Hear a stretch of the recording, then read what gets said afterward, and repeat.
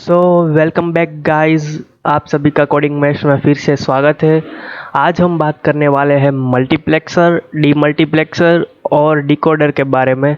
तो हम शुरू करते हैं। हम जाते हैं अपनी लॉजिसिम की स्क्रीन पर। ये हम आ चुके हैं अपनी लॉजिसिम की स्क्रीन पर। अब ये मल्टीप्लेक्सर, डीमल्टीप्लेक्सर और डिकोडर जो है वो एक प्लेक्सर डिपार्टमेंट में आते हैं। यहाँ पर आप देख सकते हैं ये प्लेक्सर रहा और इसके अंदर है multiplexer, demultiplexer, decoder, parity encoder और बीट सिलेक्टर। तो ये चार जो है वो प्लेक्सर है, सॉरी ये पांच जो है वो प्लेक्सर है। तो हम पहले देखते हैं मल्टीप्लेक्सर के बारे में। मल्टीप्लेक्सर, अब नाम ही आप देख सकते हैं कि मल्टी मतलब कि ज़्यादा, एक से ज़्यादा चीज़, मतलब कि एक से ज़्यादा इनपुट है और एक ही आउटपुट है। अब प्लेक्सर की बात करें तो प्लेक्सर यानी कि हम सिलेक्ट कर सकते हैं उसको, कि मतलब कि वो एक पाथ देगा हमें सिंपली। अगर मैं यहाँ पर इनपुट पहले दे देता हूँ, ये आउटपुट, बट अभी आउटपुट में कुछ नहीं दिखा रहा है क्योंकि ये वाली जो पिन है वो इम्पोर्टेंट रोल है मल्टीप्लेक्सर के अंदर।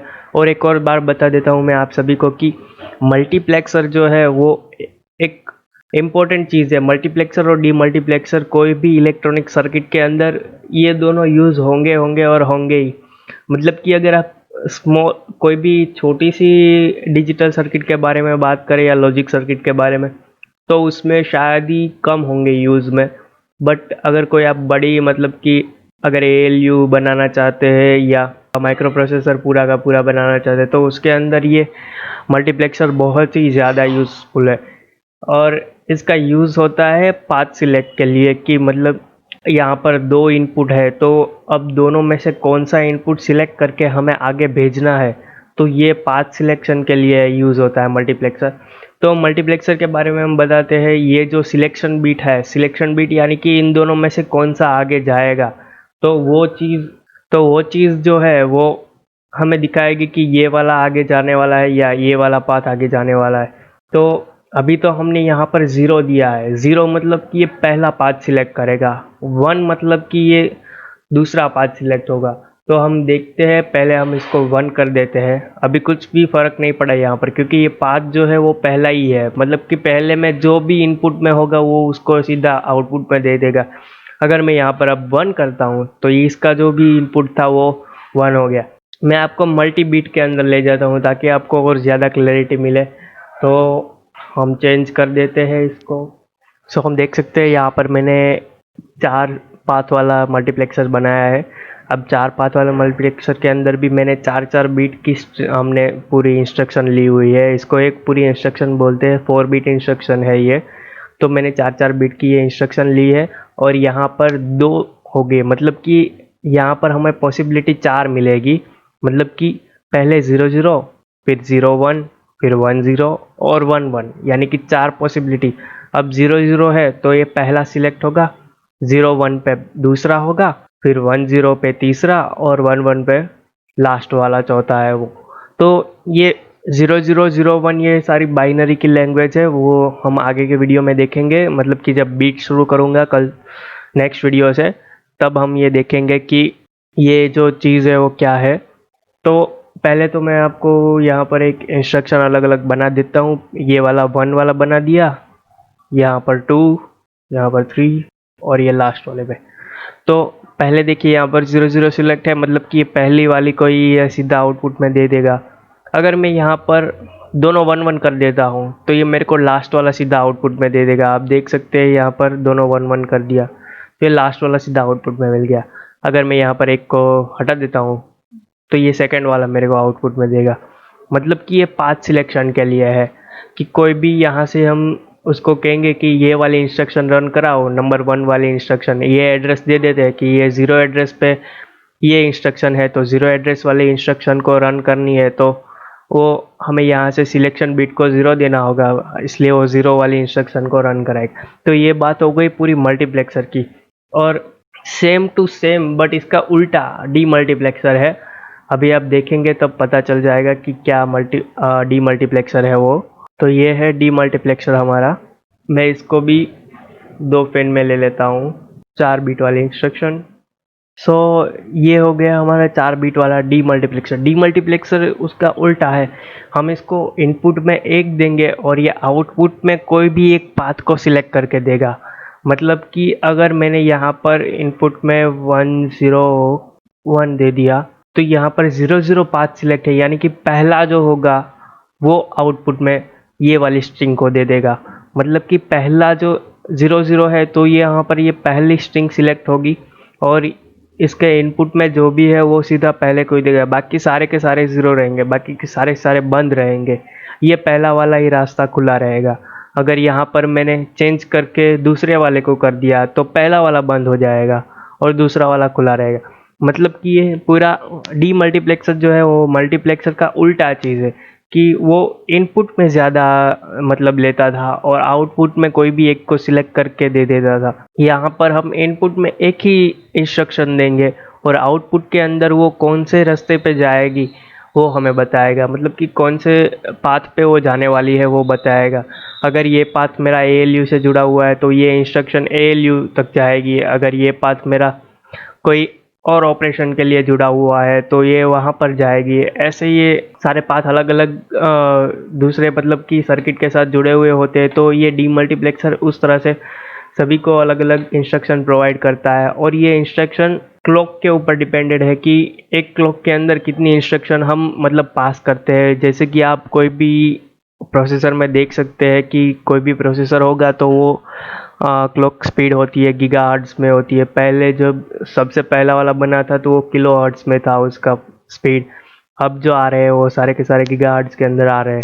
तो ये क्लॉक स्पीड यानी कि पर सेकेंड कितने इंस्ट्रक्शन वो पास कर सकता है वो क्लॉक स्पीड के ऊपर होता है।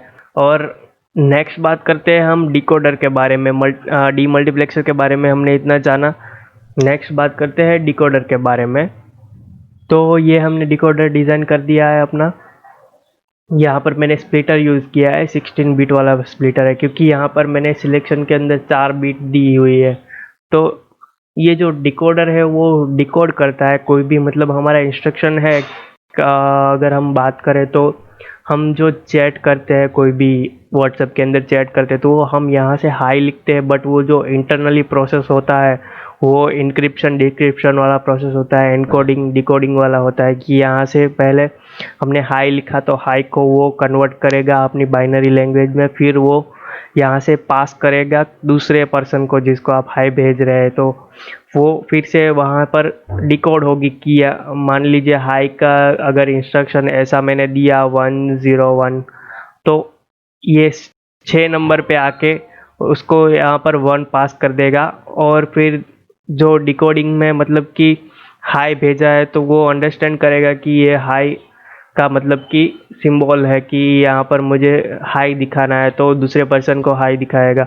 डिकोडर जो है वो मतलब कि डिकोडिंग करता है कि जो एनकोड हुआ है मतलब कि जो हमारी लैंग्वेज है सिंपली, तो उसको एनकोड करने के बाद फिर से दिखाना है सामने वाले को, तो कैसे दिखाएंगे। एनकोडिंग में तो मशीन लैंग्वेज हो जाती है, मतलब कि 01 के अंदर डिकोड होता है तब वो हमें दिखाई देता है, तब हम समझ पाते हैं ह्यूमन की ये चीज़ वो कहना चाहता है। तो ये हो गया डिकोडर। डिकोडर यानी कि डिकोडिंग करता है। आपको अभी बेसिक वही याद रखना है कि वो मैसेज को डिकोड करने के लिए यूज़ होता है। फिर नेक्स्ट है बीट सिलेक्टर। तो ये है हमारा बीट सिलेक्टर। बीट सिलेक्टर के अंदर हम पहले तो ये डिज़ाइन देख ली कि एक इनपुट है, एक सिलेक्शन है और एक आउटपुट। आउटपुट के अंदर वो हमेशा आपको जो सिलेक्ट करना है वो सिलेक्ट कर सकते हैं यहाँ से आउटपुट बीट के अंदर। अगर 2 बीट का चाहिए तो 2 बीट, 1 बीट का चाहिए तो 1 बीट। मैंने यहाँ पर 1 बीट रखा है क्योंकि सिंपली अंडरस्टैंडिंग करने के लिए आपको अच्छा लगेगा। तो यहाँ पर मैंने 00 दिया है, यानी कि पहला जो बीट है वो सिलेक्ट होगा। पहले बीट के अंदर वैल्यू क्या है 0, तो वो आउटपुट में 0 दे देगा। दिखाता हूँ मैं आपको। अगर यहाँ पर मैंने 1 कर दिया तो वो आउटपुट में भी 1 कर देगा। नहीं हुआ क्योंकि हमने सेकेंड बीट पे 1 किया है। अब मैं आपको सेकेंड बीट पे ले जाता हूँ। हो गया 1 यहाँ पर। तो ये जो चीज़ है कि वो बीट को सिलेक्ट करेगा। हम उसमें पाथ सिलेक्ट करते थे मल्टीप्लेक्सर के अंदर, यहाँ पर बीट सिलेक्ट होगी। ज़्यादा कंफ्यूज मत होइएगा, यहाँ पर बीट सिलेक्ट करनी है 0 1 2 3 ऐसे बीट सिलेक्ट करनी है। और वहाँ पर हम पाथ सिलेक्ट करते हैं 0 1 2 3 4 ऐसे। दिखा सकता हूँ मैं यहाँ पर। ये ये जो है वो पाथ सिलेक्शन के लिए, यहाँ पर जो है वो बीट सिलेक्ट करने के लिए है। हमें बीट सिलेक्ट करनी है तो यहाँ पर हम जो भी देंगे वो बीट सिलेक्ट हो जाएगी। यहाँ 4 नंबर की बीट सिलेक्ट हुई, उसी तरह से ये काम करता है। सिलेक्शन बीट जो है वो एक बीट को पर्टिकुलर सिलेक्ट करता है कि मुझे ये बीट चाहिए आउटपुट में, और फिर इसको मैं यहाँ पर मल्टीप्लेक्सर के अंदर, मैं एक आपको सर्किट बना के दिखाता हूँ। यहाँ पर मल्टीप्लेक्सर के अंदर मैंने सिलेक्शन के अंदर दे दिया ये एक बीट। अब जो यहाँ से जो आउटपुट में जो बीट मिलेगी वो यहाँ पर इनपुट में जाएगी, और इन दोनों में से कोई एक पाथ सिलेक्ट करेगा। मतलब कि एक हो गया लॉजिक कोई भी, कि यहाँ पर एक बीट दी है मैंने, और फिर उसके यहाँ पर जो एक बिट है वो मेरी ज़ीरो है, तो यहाँ पर जो ज़ीरो पे जो इंस्ट्रक्शन होगी वो सीधी रन होगी। मतलब कि ये एक टाइप का लॉजिक हो गया। ऐसा लॉजिक हम आगे बनाने वाले हैं, तो बहुत मज़ा आएगा इस लॉजिक के अंदर। तो यहाँ पर हमने ख़त्म कर लिया है अपना बीट सिलेक्टर। अब हम देखते हैं आगे कि ये आगे जो है वो अरिथमेटिक, ये सारे हम बनाने वाले हैं, इसलिए मैंने ये बाकी रखे हुए हैं। ये मेमोरीज भी हम देखने वाले हैं।